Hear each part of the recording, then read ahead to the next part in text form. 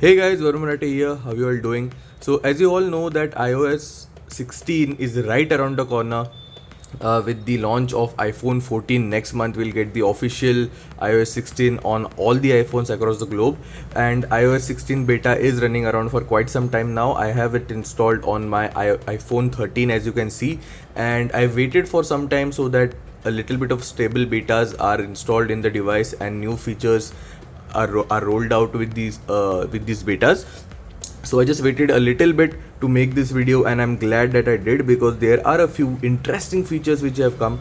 So I'll definitely show you my favorite changes which are there in this new iOS 16 beta. So if you haven't seen how to install the beta, I'll just leave a link to the video which I made for it right in the I button over there and even in the description box. So without any further ado, let's begin. So the number one feature that I would say I love the most is the lock screen customization, and as you can see, this lock screen looked really sick over here. It's very easy and there are tons of customization. I would say this is the biggest overhaul that has come in the iOS 16. If you look across in the operating system, this is the feature which is, I think, it was really expected by everybody, but Apple really blew it out of the park. So as you can see, there are tons of options which are there, so that we can change the lock screen right from the lock screen itself. So there are various themes and templates which are present. So in order to get to them, you just have to go in the plus settings over here, and these are the various templates which are preset so that you can change how you want your lock screen to look. So there are multiple under various templates. As you can see, there's a category called weather and astronomy. So when you click on it, basically here these are the changes that you can make. We can click here right on the font which is there for the clock, and you can change the clock, you can change the color, you can click on the top, and again you can change whatever you want over there to be shown on this column. This is the widget section. You can add multiple widgets. I think depending on the size, it will be either 3 or 4. You can also choose from the apps which supports this particular kind of function, and I think more and more application will come later on. And these are just basic features, and I love the way it is shown. So as you can see over here, again, this is the earth feature again here, and you can change various modes right from here.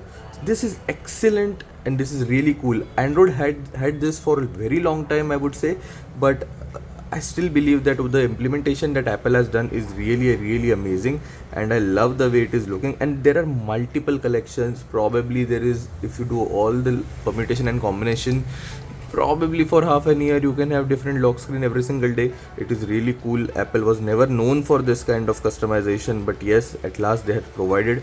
In the end over here we have the color section.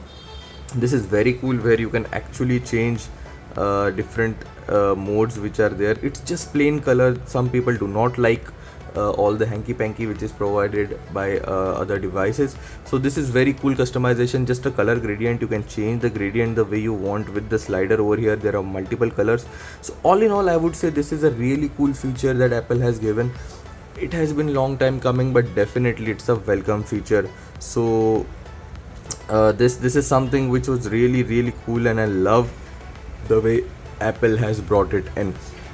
Another feature that I would say is really cool is how the notifications are shown over here. So as you can see, the notifications are in the bottom corner, which is very easy to access. Now you can change the way they look. So basically there are 3 modes in the notification. I'll show it to you right over here, and then I'll show you how to change it.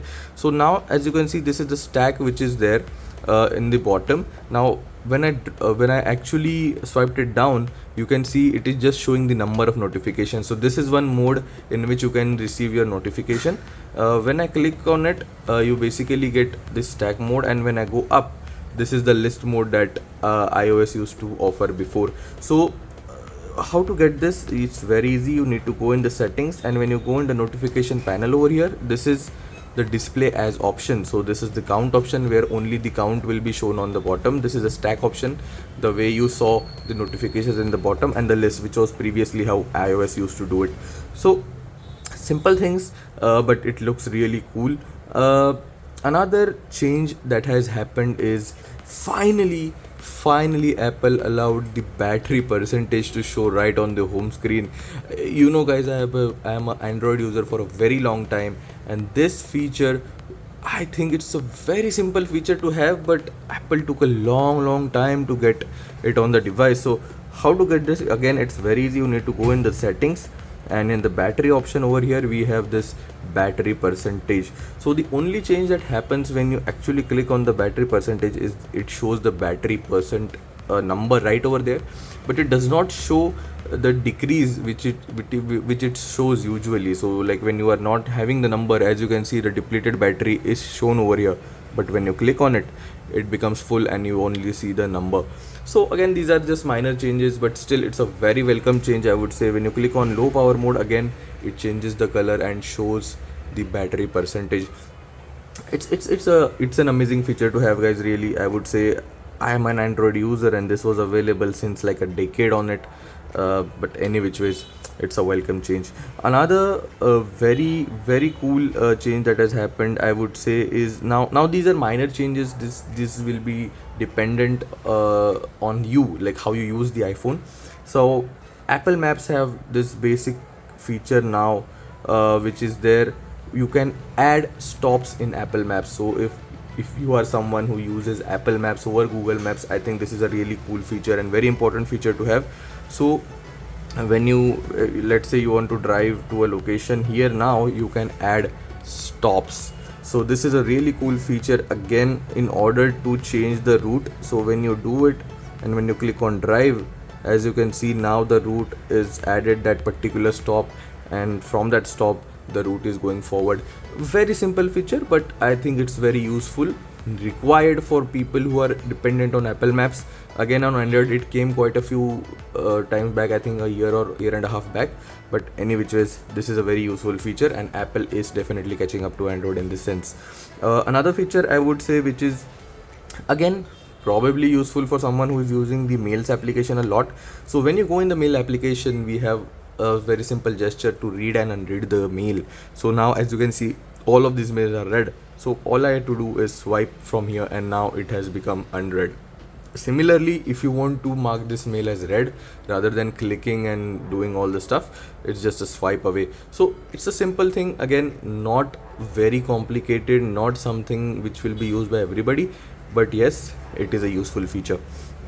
Going back, I think again, one small change which has come in the Notes application, which I'll show you right now, is the ability to get the information on the click. So as you can see, this is a particular format in which these numbers are written. So when you select these, as you can see on the top, there are multiple options, and when you scroll, you see the option of convert to Celsius, convert to Fahrenheit, depending on what it is written on the screen. So it will detect what you have written, what format it is, and where you can change it to. So as you can see, if I click on convert to Celsius, it will show me the Celsius conversion and the Fahrenheit conversion right on the top. It is really cool. On the bottom over here, I have written $200. So by default, it will assume it is US dollars. And when you move ahead, as you can see, it has converted it to Indian rupees. Really small things, I would say, not something which many of the people will understand. But definitely, since there are so many iPhone users, this feature will be useful to many of them. Many of them use as notes. A very cool feature to have, I would say.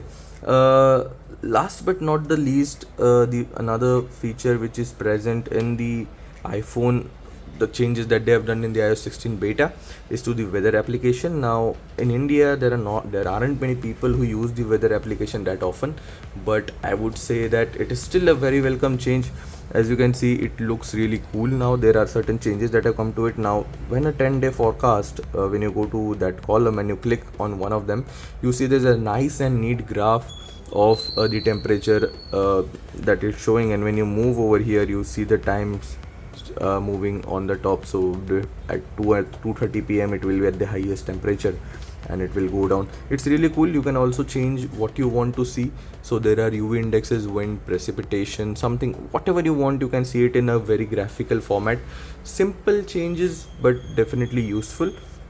Even when you go down, as you can see, there is a precipitation window where it can simulate the precipitation for the 12 hours window. So if I click on it, as you can see, it is simulating.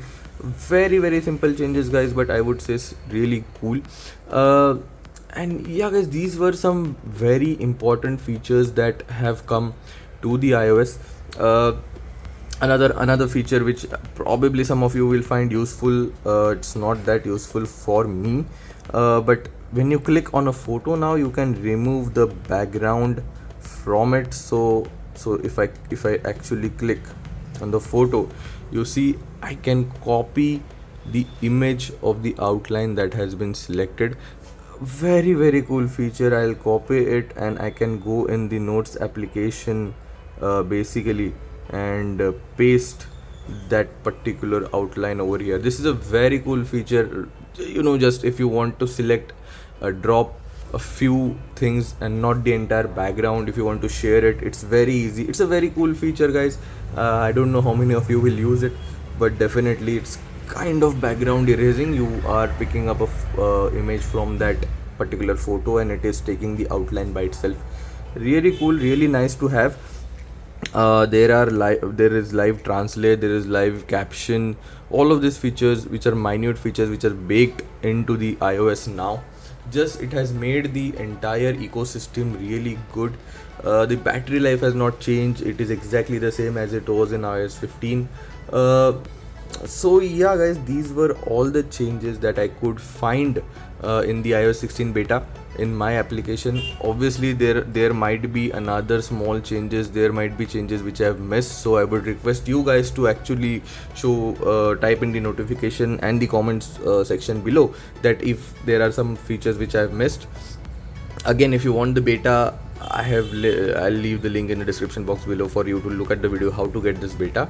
But all in all, I would say this is a really welcome update, a really good update, and I think many people will appreciate this update, because see, for people who are using Android, these are not new things. So people having two phones, but there are many people in the entire world who are only using iPhones, so all of these changes are extremely new to them and will really help them.